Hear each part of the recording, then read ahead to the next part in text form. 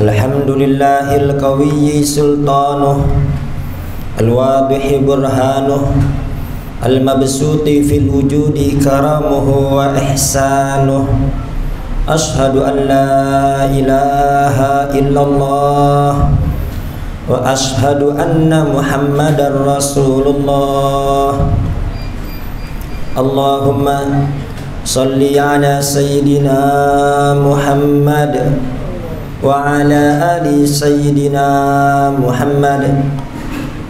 Al-Fatih lima ughliqa wal khatimi lima sabaqa, nasril haqqi bil haqq wal hadi ila siratikal mustaqim wa ala alihi wa sahbihi haqqa qadrihi wa miqdarihi al-azim. Amma ba'du, fa ya ayyuhan nas usikum wa nafsi bittaqwallah faqad fazal muttaqun.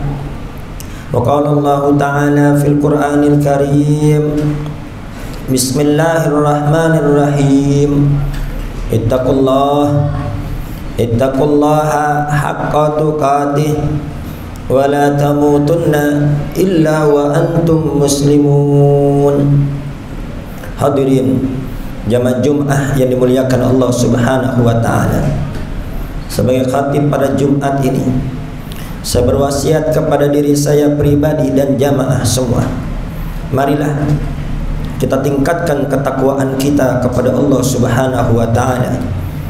Takwa di dalam perkataan, takwa di dalam perbuatan, dan takwa di dalam tingkah laku kita sehari-hari, sehingga tidak wafat kita melainkan dalam keadaan bertakwa. Ayuhal ibadah rahimakumullah, tidak terasa saat ini kita berada di Ramadan yang terakhir. Semoga dengan berlalunya Ramadan berlalu pula segala dosa-dosa kita, dan dalam hitungan jam ke depan kita akan memasuki malam hari raya Id, yang mana Id diambil dari kata aud yang arti kembali, kembali suci bersih, seperti bayi yang baru dilahirkan setelah menjalankan ibadah puasa sebulan penuh. Amin, Allahumma amin. Allah Subhanahu wa ta'ala berfirman dalam Al-Quran, walitukmilul iddata walitukabbirullaha ala ma hadakum. Walitukmilul iddata, sempurnakan bilangan puasamu, kemudian bertakbirlah, besarkan nama Allah yang telah memberi hidayah kepada kalian. Kita bisa menjalankan puasa sebulan penuh, bisa menjalankan salat tarawih, bisa tilawatul Quran, bisa bertakarrub kepada Allah bukan dikarenakan kita hebat, akan tapi itu semua dikarenakan taufik, hidayah, dan kemudahan dari Allah Subhanahu wa ta'ala. Tanpa taufik hidayah, tanpa kemudahan dari Allah, tanpa nikmat sehat wal afiat, kita tidak bisa mendekatkan diri kepada Allah Subhanahu wa ta'ala. Dan dianjurkan kita menghidupkan malam hari raya Idul Fitri dengan ibadah, sekurang-kurangnya menjalankan sholat isya dan subuh dengan berjamaah. Terlebih lagi apabila kita tambah dengan zikir-zikir, kita tambah dengan membaca Al-Quran, dan juga dianjurkan untuk memperbanyak membaca takbir. Zayyinu a'yadakum bitakbir, hiasi id kalian dengan memperbanyak takbir. Kita dianjurkan mulai maghrib nanti untuk membaca takbir, bukan dari ba'da asyar, akan tapi ketika maghrib kita dianjurkan untuk memperbanyak membaca takbir hingga esok hari ketika imam akan melaksanakan sholat Idul Fitri. Allahu Akbar, Allahu Akbar, Allahu Akbar. Hendaknya lafaz takbir ini kita baca dengan hati yang penuh hadir, dengan hati yang khusyuk. Allah Maha Besar, Allah Maha Besar, Allah Maha Besar. Harta kita sebanyak apapun itu tidak ada artinya di bawah kemahabesaran Allah Subhanahu wa ta'ala. Jabatan kita setinggi apapun itu hina di bawah kemahabesaran Allah Subhanahu wa ta'ala. kekuatan kita, pengaruh kita tak ada artinya di bawah kemahabesaran Allah Subhanahu wa taala. Yang besar hanya Allah, yang kuat hanya Allah, yang maha kaya hanya Allah. Semakin kita ucapkan kalimat takbir Allahu Akbar, semakin sadarlah bahwa kita hanya hamba yang fakir, hamba yang kecil, hamba yang tidak ada artinya di bawah kemahabesaran Allah Subhanahu wa taala. La ilaha illallah wallahu akbar. Tidak ada Tuhan kecuali Allah Subhanahu wa taala. Tidak ada tempat meminta kecuali hanya kepada Allah. Tidak ada tempat berharap kecuali hanya Allah. Tidak ada yang ditakuti kecuali hanya Allah. Ketika kita susah, panggil Allah, Zat yang maha memudahkan.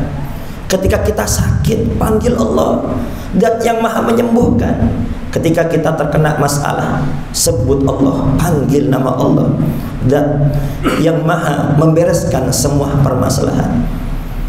Allahu Akbar, Allahu Akbar, Allahu Akbar. La ilaha illallah wallahu akbar.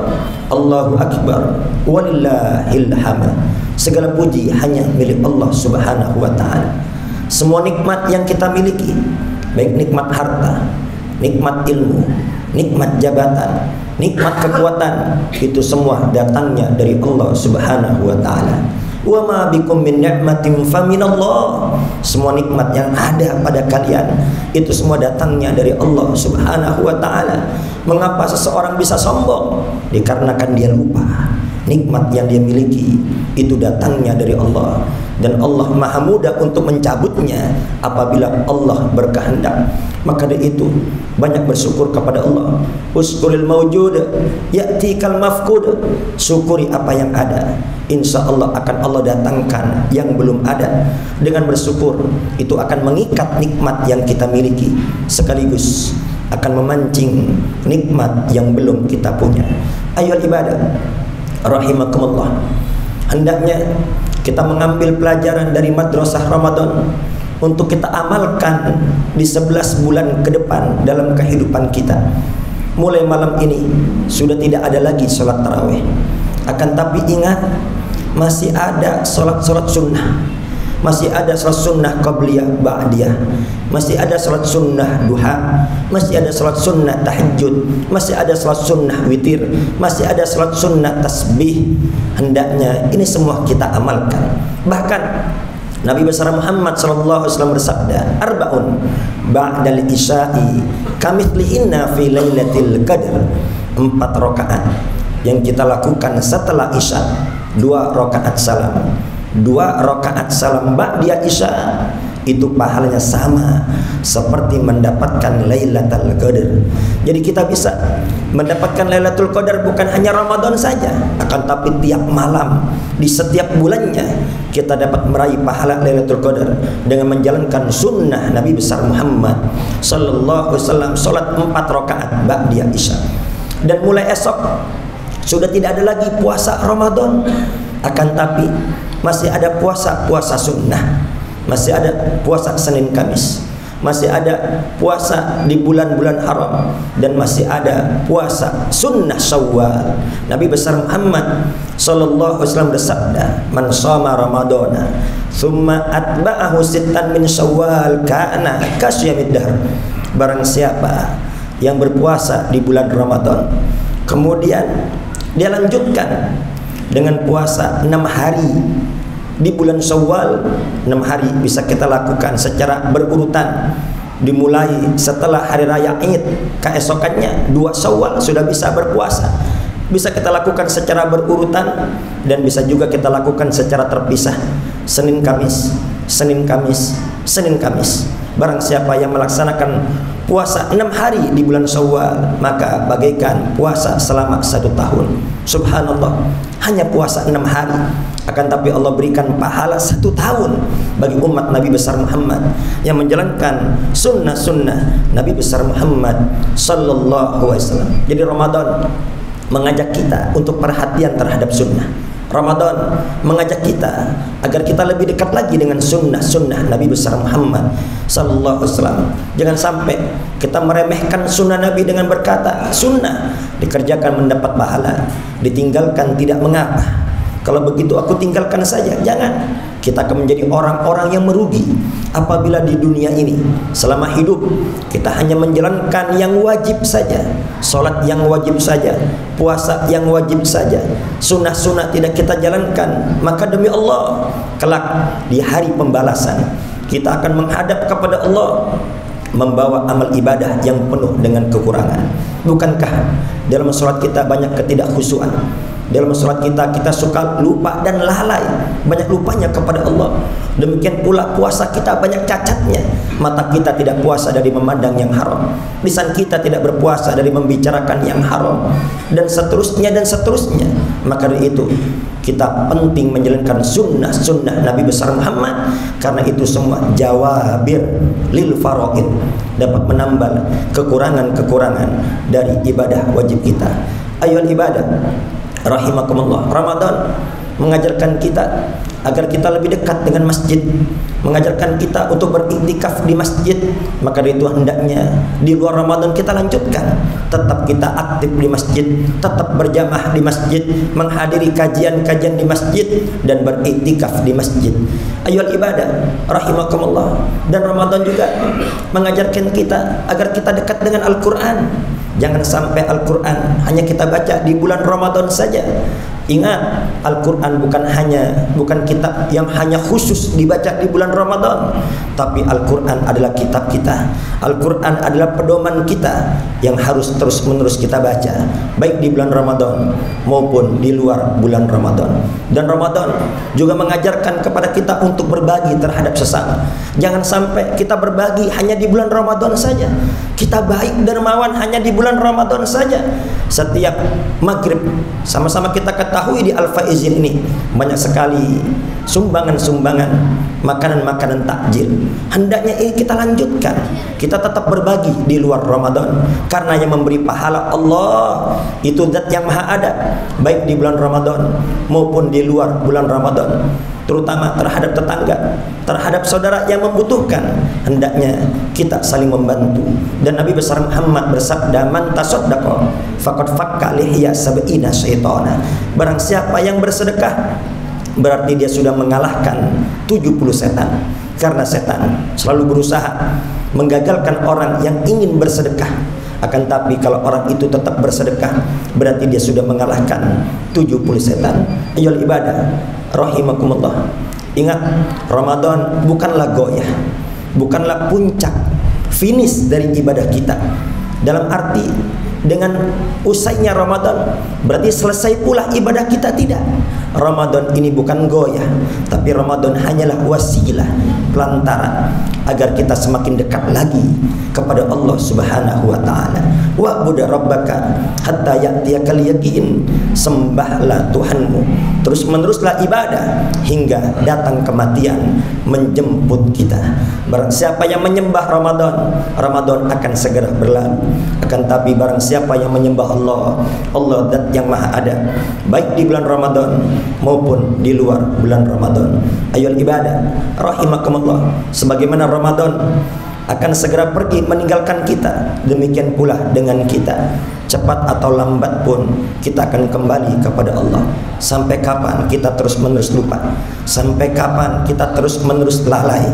Sampai kapan kita tidak membaca Quran? Sampai kapan kita jauh dari masjid, sedangkan pandangan kita sudah mulai kabur, tenaga kita sudah mulai melemah? Cepat ataupun lambat, tubuh ini akan terbujur kaku, tidak berdaya. Apabila sudah seperti itu, semua pakaian dan aksesoris yang menempel di jasad kita akan dilepas, akan diganti dengan 3 helai kain. Siapapun dia, sekaya apapun dia, setinggi apapun jabatannya, hanya 3 helai kain nanti yang akan dipakainya. Kemudian setelah itu, jasad kita akan diangkat oleh saudara-saudara kita, oleh keluarga kita, oleh tetangga-tetangga kita. Maka itu jangan sampai kita bermusuhan dengan tetangga, jangan sampai bermusuhan dengan saudara. Ketika kita wafat nanti, mereka lah yang akan mengangkat jenazah kita. Mereka lah yang akan menyolati dan mendoakan kita. Berbuat baiklah terhadap sesama, berdamailah dengan tetangga. Jasad kita akan diangkat di atas pundak-pundak mereka. Jasad kita diangkat bukan dikarenakan kita hebat. Jasad kita diangkat bukan dikarenakan kita mulia. Jasad kita diangkat dikarenakan jasad kita sudah tidak lagi berguna. Apabila terlalu lama diletakkan, maka akan mengeluarkan bau yang tidak sedap. Jasad kita akan dimasukkan ke liang kubur, tempat yang sempit, tempat yang kecil, tidak ada pemandangan. Itulah tempat kita. Tempat kita, tempat akhir kita adalah kubur. Maka itu buat apa sombong? Buat apa angkuh? Buat apa kuat-kuatan? Buat apa hebat-hebatan? Tempat kita kubur. Nanti jasad kita akan dimiringkan ke arah kiblat. Wajah kita dibuka, hidung kita ditempelkan ke dinding kubur. Kemudian jasad kita diganjal dengan gumpalan-gumpalan tanah dan ditutuplah dengan papan. Kemudian dikuburlah kita. Di dalamnya kita bukan semalam dua malam. Di dalamnya kita bukan setahun dua tahun. Hanya sendiri, tidak ada kawan, tidak ada yang menemani. Yang menemani kita hanyalah amal soleh kita. Maka itu semasa kita hidup, marilah kita beramal soleh, mendekatkan diri kepada Allah. Semoga ketika kita wafat nanti, kita wafat husnul khatimah.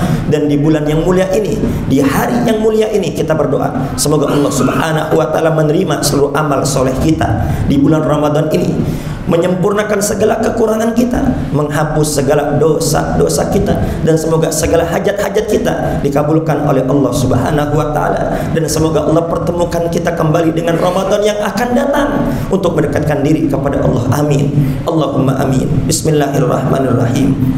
Wal asr.